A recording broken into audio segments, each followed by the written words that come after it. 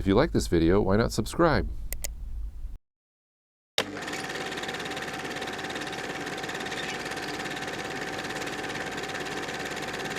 Hey everybody, welcome to another episode of the Frugal Filmmaker, the place where you can make movies without going broke.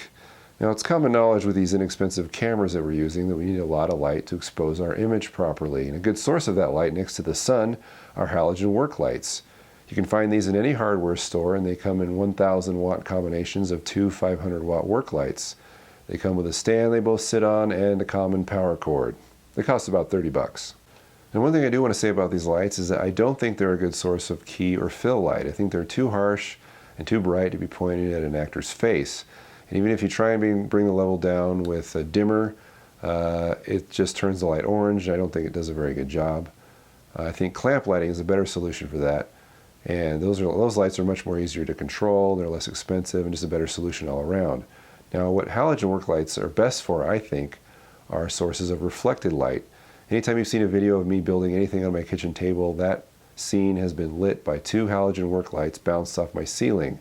It creates kind of a nice, soft, even area lighting that lights the whole scene without any problem, and you can definitely see everything. I think it's best for that, so bounce them off your ceiling, bounce them off a reflector or a whiteboard, and I think they'll serve you much better than pointed directly at whatever it is you're trying to shoot.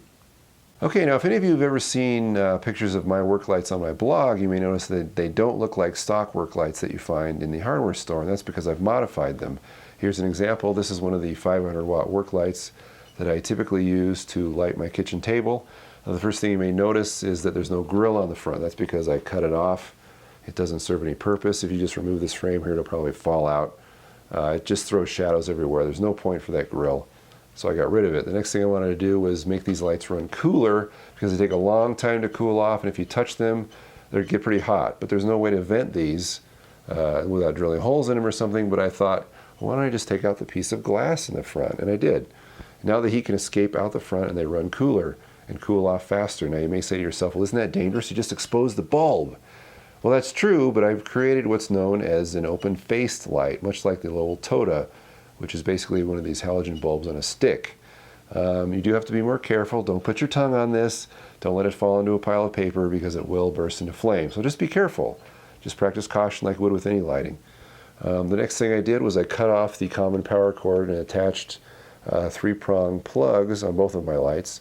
Makes the whole package smaller, makes them easier to store, which is one of my goals.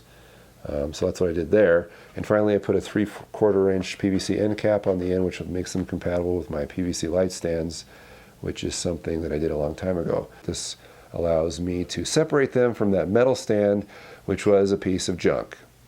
And that, my friends, is halogen work light hacking. If you like this tip, please come to thefrugalfilmmaker.com for more, and you can also find us on Instructables, Facebook, and Twitter. And if you have a comment, question, or request, please send it to thefrugalfilmmaker@gmail.com.